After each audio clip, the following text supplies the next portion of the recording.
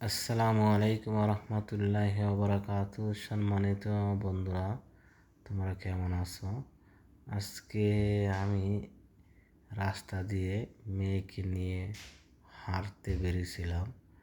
যাওয়ার পর 2 মিনিট পরে একটি গাছ দেখলাম। মাশাআল্লাহ, এই গাছটির মধ্যে অনেকগুলো ফল ধরে রয়েছে, নিচে অনেকগুলো পড়ে আছে। তো এটা হলো সরকারি রাস্তা, আমার বাড়ি নয়। তো রাস্তা, এটা ট্রেনের রাস্তা। তো আমরা সেটা থেকে দেখলাম অনেকগুলি ফল পেকে আছে। তো ভাবলাম কিছু ফল পেরে নিই। তো ফলগুলি পারতেছি, তাই তোমাদের সাথে শেয়ার করছি।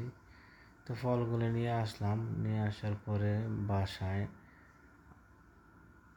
আমাকে লবণ দিয়ে আর শুকনো মরিচ দিয়ে মিক্স করে দিছে, বলে খাই টেস্ট করে দেখো।